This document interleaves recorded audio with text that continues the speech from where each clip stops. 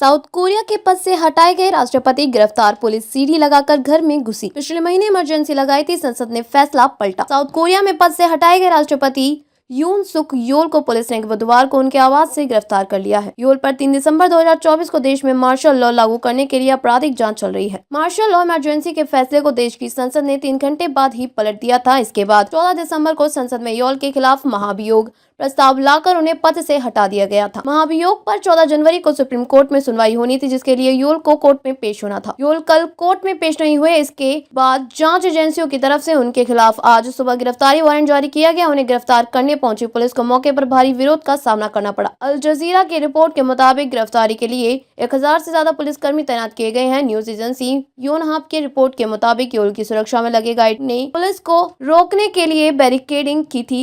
योल समर्थक बड़ी संख्या में राष्ट्रपति आवास के बाहर प्रदर्शन करने पहुंचे। इसके बाद पुलिस ने सीढ़ी का इस्तेमाल कर पोल के घर में दाखिल हुई। कोर्ट में पेश नहीं होने की वजह से कल से ही योल की गिरफ्तारी की आशंका जताई जा रही थी। रात से ही योल समर्थक प्रदर्शनकारी उनके घर के बाहर इकट्ठा होने शुरू हो गए थे। पुलिस को सत्ताधिकारी पार्टी के सांसद और योल के वकीलों ने भी रोकने की कोशिश की थी। इससे पहले 3 जनवरी को पुलिस ने भ्रष्टाचार से जुड़े मामलों में गिरफ्तार करने की कोशिश की थी।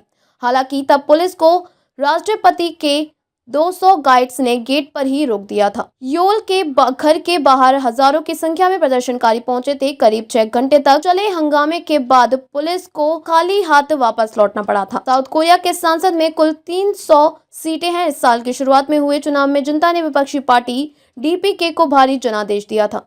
सत्ताधिकारी पीपुल पावर को सिर्फ 108 सीटें मिली, जबकि विपक्ष पार्टी डीपीके को 170 सीटें मिली। बहुमत में होने की वजह से विपक्षी डीपीके राष्ट्रपति सरकार के कामकाज में बहुत दखल दे रही थी और वे अपने एजेंडे के मुताबिक काम नहीं कर पा रहे थे। राष्ट्रपति योल ने 2022 में मामूली अंतर से चुनाव जीता था। इसके बाद से उनकी लोकप्रियता घटती चली गई। उनकी पत्नी ने कई विवादों में फंसने की वजह से भी उनकी इमेज पर असर पड़ा। फिलहाल राष्ट्रपति की लोकप्रियता 17% के करीब है, जो कि देश के तमाम राष्ट्रपतियों में सबसे कम है।